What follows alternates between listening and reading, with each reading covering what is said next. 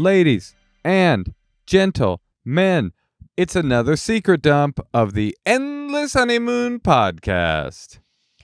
Hey, how's it going, guys? What are you checking your Waze on your phone? No, I was just trying to get something. There was some feedback I wanted to get for our podcast. What do you mean feedback? Like people wrote in.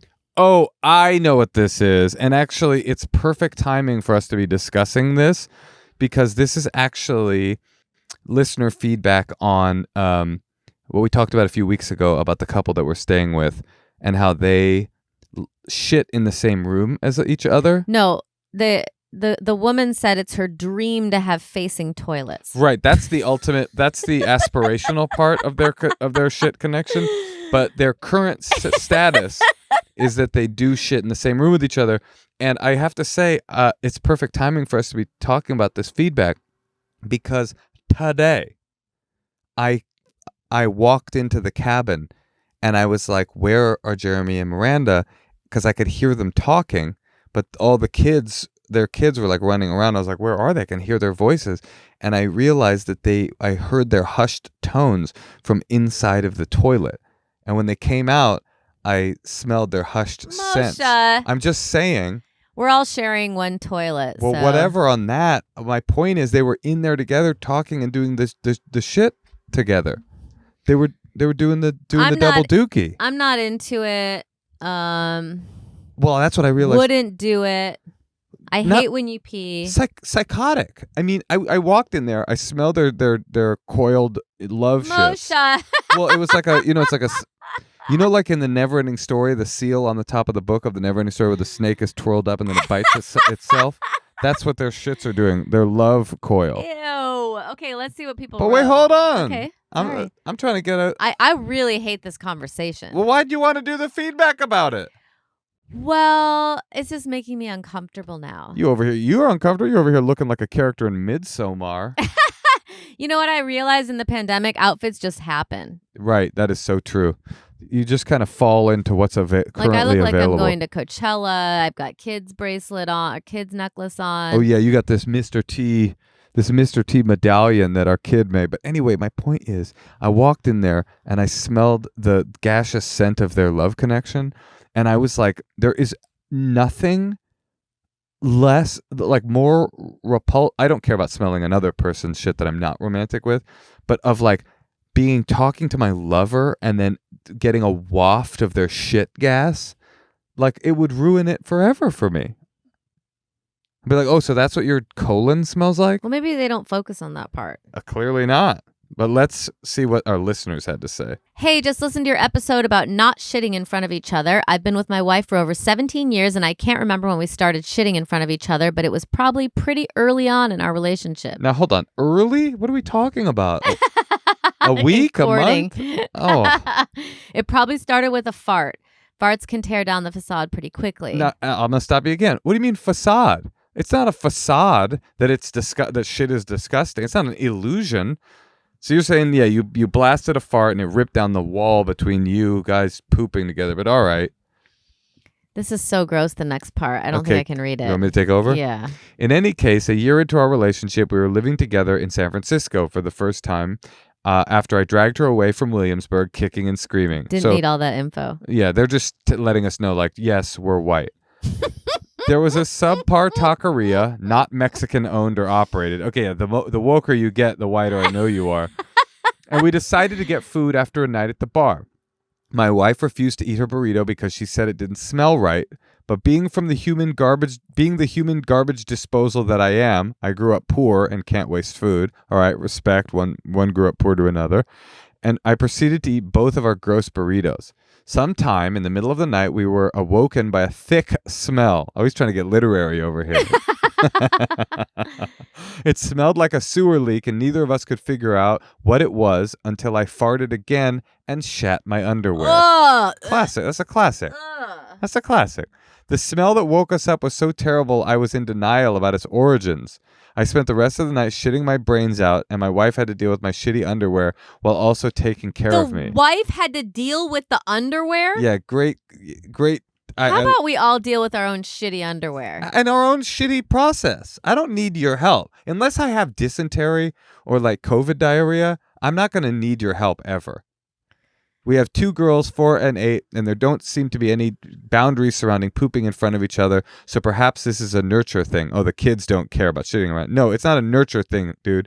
They're 4 and 8. It's a childhood thing. I don't exactly invite my family in while I'm crapping, but I'm also not telling them to leave. Occasionally I lock the door, but I have to pick my battles. Sincerely, Paul Marshall, registered piano technician in advanced degree in piano technology.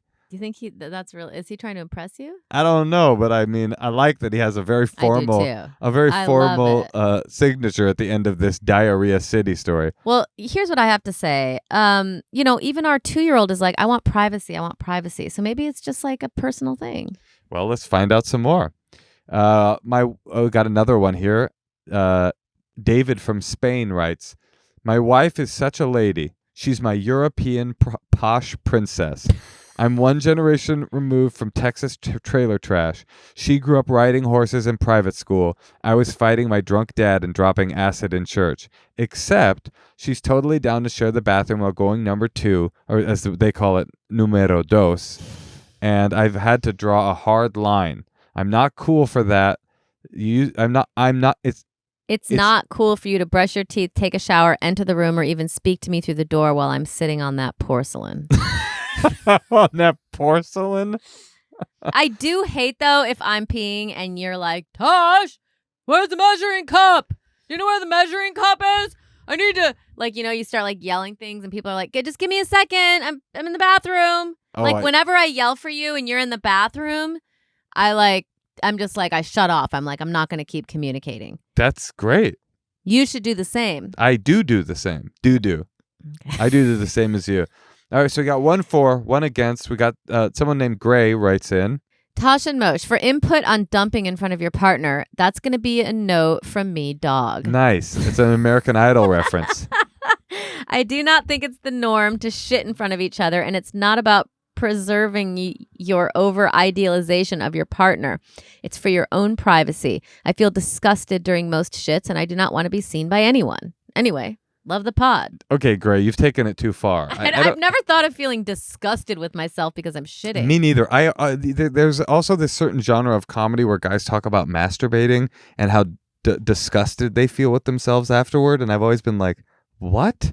They'll go you know how you feel totally ashamed of yourself every time you jerk off? It's why? Why? I think there's certain people that deal with shame about stuff a lot more than you and I. So to all those out there, keep shitting. I mean, that's a crazy thing to feel disgusting and ashamed of yourself. I mean, he's probably just in general, just leave me alone. But I'm just saying, you shit, what, once, twice, up to 4 times a day? For me, it's up to 16 times a day. And you feel ashamed of yourself and dirty every time you shit.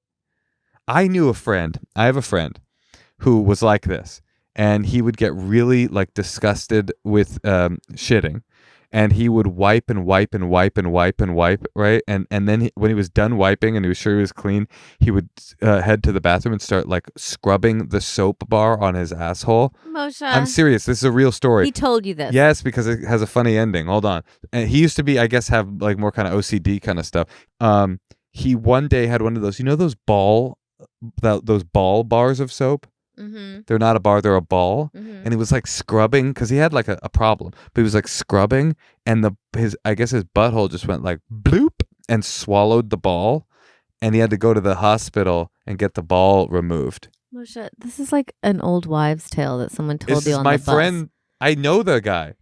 He told you when I just keep wiping and wiping and wiping and scrubbing my asshole every time. I might have added some flourishes.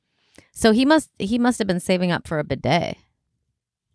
This was before bidets were imminently available in the American popular market. I heard this story, I believe, in the early 2000s, and we didn't get tushy introduced over here till very recently. It was the stuff of Europeans and the Japanese. Okay, I think I can only take one more of these shit emails. Okay. All right, I'm going to do another one more. Okay, because then that's enough of so the shit. So it's a 2 no for me dogs and 1 yes, embrace the poop. Okay, and let's see what the next one is. I've never been moved to email a podcast before. Nice. Moved. Bowel movement. Whoever is using the bathroom in front of one another are straight monsters. I think she meant like this. Can I do that line? Yeah. They're not straight monsters. Straight monsters. They're straight monsters. I hear you. I was just trying to say it as in my own way. No, I like it. No, straight monsters. I mean, I knew what they meant. Totally with Moshe on this one. My husband will never see me in the bathroom, and we're a grossly close couple who are those annoying best friends. Oh, that's good to know. That's a very good detail. The thought of seeing anyone in the bathroom is gross, let alone someone I need to be sexually attracted to. I love that that's a good wife. She's like, I need to be sexually attracted to you. Yeah.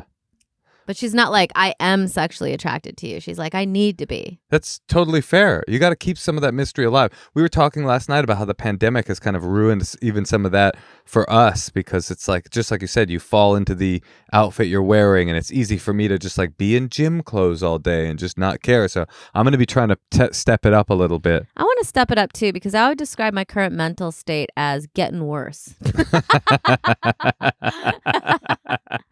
I feel like every time I talk to like a positive friend and then I start to feel better, then I like go into the news and it's like, there's more variants. The vaccine's not going to work. We ran out of shots. They've just made carrying guns easier in all the states. Like, I feel like it's just like an onslaught of like bad news that if you connect the dots of all of it, it's getting worse. Yeah. I mean, I'm glad that, Joe Biden's here. That's good. Joe Biden's here. Ladies and gentlemen, huge news for the Endless Honeymoon podcast fans. Our guest today, the one and only Joseph Ricardo Biden. Tosh, what do you think? Should we let's listen to some secrets. You want to bop a secret? Let's bop it. Hello, we are children. We are lying to our grandparents about our mom having COVID. We found out our grandparents are COVID deniers. Our grandparents go to bars without a mask and throw parties at their house with a large amount of people. So now my aunt and my family are getting together at our house. Now my grandma keeps calling to check on my mom. We are trying to keep my baby cousin as well as 3 other of my cousins quiet. I am 9 and I am 11. Our aunt told us to call her if we needed to get this off of our chest. Oh my God. Cute aunt. I mean, I know. She's like, don't listen to She's like, honey, just call the Endless Honeymoon podcast. I feel like that's what I should tell They'll the be kids talking about lovers making eye contact while defecating, and then you can drop your secret. So they're I didn't quite understand it, especially because they're the younger COVID one deniers. Seemed like she was reading, so I got lost a little bit. But it sounded like their grandparents are COVID deniers. And what is the secret? Just that? Or what was the part that they were trying to keep their cousins? Are they trying to not go visit them? I'm not exactly sure, but I would like to make a small comment on the part that's really the important part. Yeah. Is that these kids have grandparents who are COVID deniers. Yeah. I feel like 65% of grandparents are COVID deniers. I know. They just like, my dad is like, for his birthday, he's like having an 8-person indoor party and he lives in Florida. It's like, why? Why is anyone having an indoor party in Florida? Well, there's nowhere beautiful like to go. 70 plus 70 plus age range. There's nowhere beautiful to go in Florida outdoors, There's no choices. You guys have white sand beaches. Yeah, it's very confusing. So I just think that they're just kind of like, they've been through a lot. Like people who are like the boomers, they've been through a lot. They're like, we can handle this. We're about to die. We're going to have fun. And honestly, if I were in their position, I might feel the same way. But they're probably like, you know what? I'm like on the fence on living anyway. Well, but to Haley and Jaylee, who just called in. Their names are Haley and Jaylee? Sounded like it. Your grandparents aren't about to die. It's just everybody else's grandparents that are about to die. No, I'm not saying they're about to die. I'm just saying that there are a lot of there's I feel like our generation is like the only ones that care about COVID.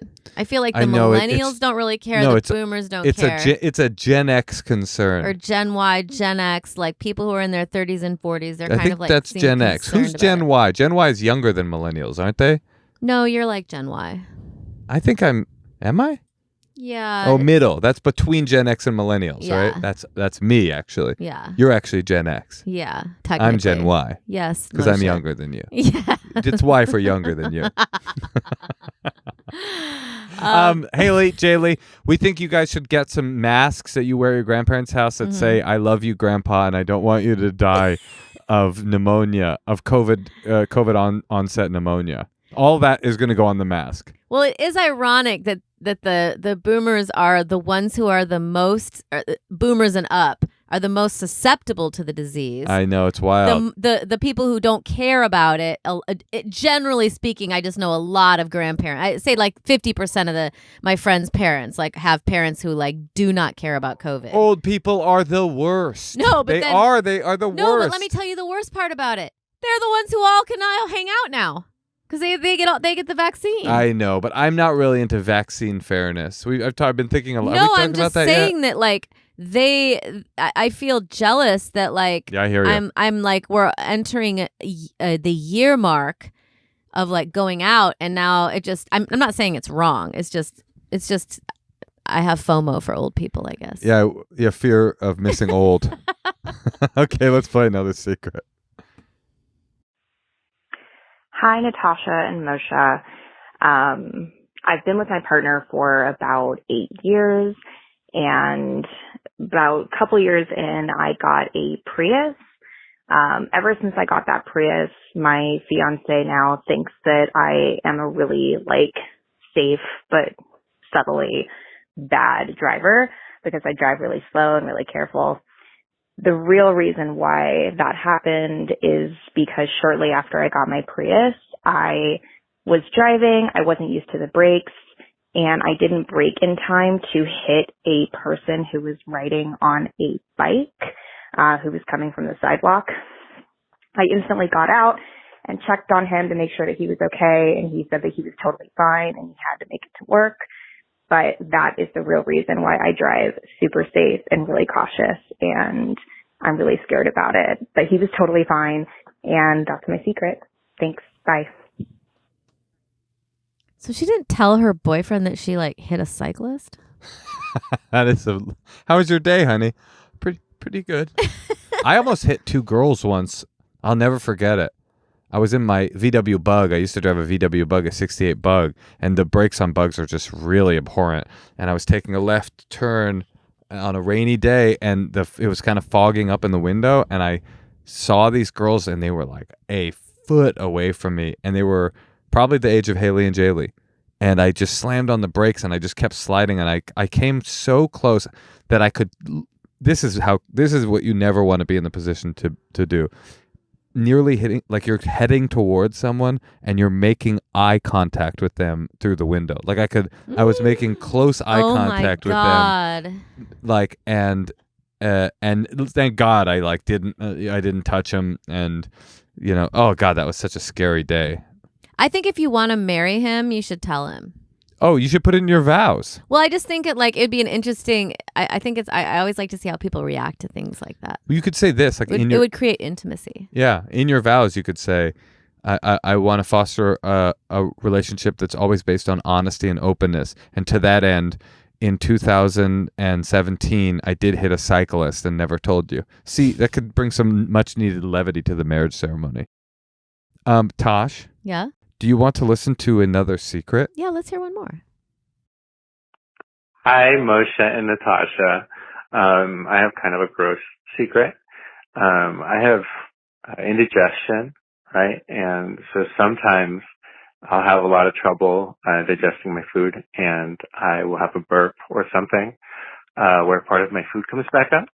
And I really like that when it happens because I get a nice aftertaste for my food. It happens sometimes with pho and, it comes back up. And it's like a little second course, All right. Bye. No. Ew. No. That is so gross. I hate secrets like this so much because I'll never get it out of my head. Pho second course? Oh, for fuck's sake. I mean, oh no. You should meet our friends Jeremy Miranda. You could burp in their faces while they shit into each other's infinite eyes. Moshe. That Well, grossed me out. I know, right? But you know what? Everybody's so weird in such a beautiful way. Yeah. You know what I would describe everybody as? What? Getting better. You think? I don't know. No. Yes. Maybe. I don't know. I think that's a noble goal in life. That's kind of the only thing you can really be asking for yourself. To be getting better? Yeah. What did they used to say in AA? They would say, if you ain't growing, you're going. And that would mean that if you're not getting better, you're not going to stay sober. So you cannot stay stagnant. You must not stop developing. If you ain't growing, you're going. And then the other thing they said is, if nothing changes, nothing changes. You texting again? No, Moshe, sometimes I don't want you to always say that because I'm trying to find something I wanted to say on the podcast. No, this is good radio. I'm sorry. It just reminded me of what you were talking about, and I wanted to say it. Oh, can I read?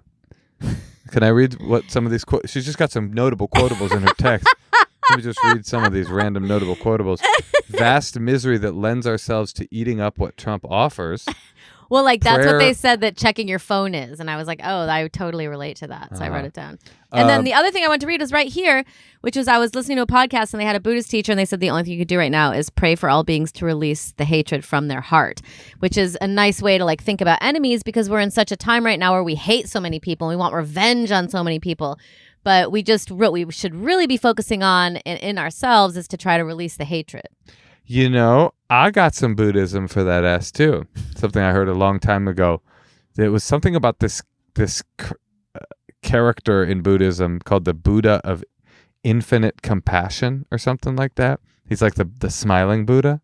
And basically this teacher was talking about how for most of us, there's so much suffering in the world that for most of us, we can only extend the circle of our compassion to ourselves and the people that we love, right? Because there's so much. That's like what rich people do because they think they're doing the right thing because they care about their families. Right. Like or Hitler, billionaires. People say like Hitler loved his kid right. or whatever. Did Hitler have kids? I don't know. His dog, whatever. But so for most of us, we can only extend that circle of compassion to our loved ones and to ourselves. And so the Buddha of infinite compassion has extended that out to every human being. And that's why he's so loving and smiling or whatever. And that ought to be a goal. A spiritual goal is to extend our circle of compassion to everybody, realize that everybody is suffering, especially right now. And that is basically me saying that I love white supremacists too. And this is how I come out as a proud boy. Come on, Moshe. But I guess it's like even the people that you find repugnant, hateful, despicable, you don't need to love them, but maybe you need to realize that they too are suffering. Yes. They too just need a partner to shit in front of. Exactly. And I really like when that girl said, you know, we're best friends, but we would never do that. Yeah. And I was thinking about us, you know, when she said that, and I was like, we're the type of couple that's like approaching finding each other tolerable. We're close to that. But definitely not shitting in front of each other. Well, no. Right? For sure not ever, never, and never. I think everybody should do what they want. If it brings you joy or it feels natural. But here's the problem. It brings and it's not hurting anyone. It brings them joy to shit in front of each other, but it brings me joy to dedicate an entire podcast episode to making fun of them. So what am I supposed to do? Oh, so we had so just the if we did tally up the ones we did read, it was 3 against 1 for. That's right. I wouldn't say it's normative. All right, let's play another secret. Hi, Moshe and Natasha. So I have a secret for you. I lied to my boyfriend's parents that I was baptized. I never grew up religious, so I am not baptized. But my boyfriend comes from a really religious family. His dad is a Lutheran pastor. So when we first started dating, my boyfriend told me that he doesn't care that I'm not religious, he doesn't care that I'm not baptized. But anytime we were around his parents, his mom would always like guilt me about it. Just like complain about, oh, I just really wish you were going to heaven and like that kind of bullshit. And so one day I just said, oh, did I forget to tell you I am baptized?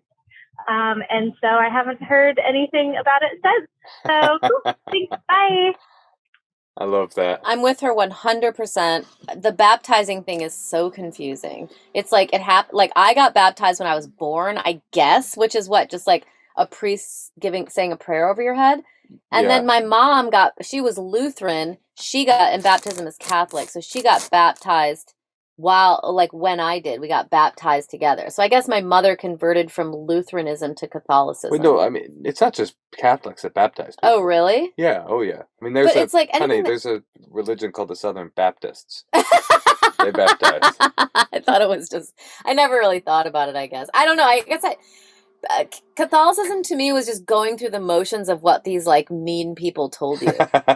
Well, the Catholics have a subtle baptism. It's a lot of ceremony, but then they just put some water on your forehead or sprinkle it. I think I got dunked in like a little. If you go underwater, pan or something. That's not Catholic. If you go into the River Jordan, No, it wasn't the river. It was like a little bowl. Yeah, that's Catholic. Like a cement, like a stone, like a bird bath. I remember I was in this monastery when I was a kid. There used to be this monastery in Oakland, and we would go in there and pick apples and smoke weed and throw apples at the passing cars and stuff. And the monastery, the one time this priest caught us in there, and we were like, well, we were allowed to be in there, but he kind of like intercepted us because he knew we were being assholes. And he was really cool. He was like, did you want to come in and show, see the place or whatever? Kind of like a little seductive. He was kind of like making kissy faces at us. No, he wasn't. He was very nice. So he was like kind of showing us the place, and then we got to the holy water, and he's like, and this is the holy water, and he like dunked this little scepter in it and like splashed some at us, and I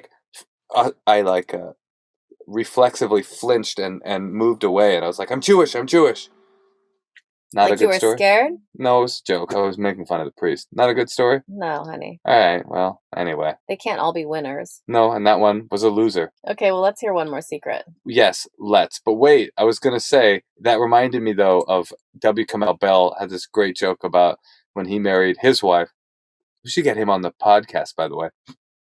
He had to convert to Catholicism for her family, and he said he had to like agree to all this stuff, and the priests were like, do you agree that the sacrament is the body of Christ?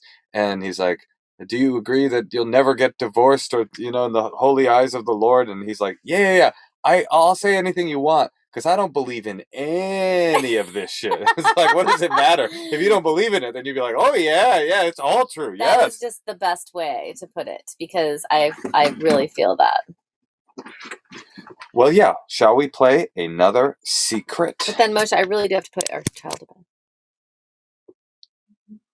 Hi, Moshe. Hi, Natasha. This secret, I've never told anybody before. It's kind of stupid, but in college, I used to babysit a 9-year-old boy, and he was such a little shit. I never realized how evil kids could be until I became a babysitter. So I really love Little Bites, the little muffin bites. And I basically ate all his snacks, and his parents would get mad at him and be like, hey, blank, you're eating way too much sugar. And then he would be like, I'm not doing that, and I'm not doing this. And then they were like, hey, you need to make sure that he isn't eating these muffins. And I was like, oh yeah, sure, I'll be sure of it. But I was the one that was eating all of his snacks, and I was kind of getting him in trouble. So, oh well, that's my secret. I totally relate to this. When I used to have roommates, like my first roommates in New York, I remember I lived in the East Village with this like artist man who had this really kind of cool apartment, and he had these rooms for rent. And then I lived with this like Austrian girl who lived there named Regina, and she would always have those Kinder eggs, those like really good. Yeah. She would get them shipped to her, and I would and the Kinder blocks, like they were like little blocks of like the like super milk chocolate, and I would just eat them all. I would just steal them, but I would always try to like steal one. And like she was kind of hardy, like a big woman, and she always had like tons of, she was like from Regina, yeah, and she did not like me, and she. I wonder why. She would always have like you're eating my Kinder block. So many different kinds of food, different kinds of chocolate. So I was always like, she probably won't notice this. But then sometimes there'd be like 10 left, and I would take like 7 of them. That was real. I mean, I just couldn't help myself, because I've never been the kind of person who bought sweets. So living in a house where like people had like, European chocolates laying around, I just couldn't really respect that it was theirs. I had to eat them. And then and there was other roommates. So that's another thing, because you can be like, well, it could have been any of us. I mean, my favorite part about this person's secret was when she said, just casually, like it was normal. Oh, and I really love Little Bites, so the little muffins. I'm just like, you really love those? That's Little Bites. That's like a thing in your life that you're like, oh yeah. So as you know, I am cuckoo for Little Bites, and you're Regina. You know what she used to say? Regina. Regina. She would always say, do you know what my village voice is?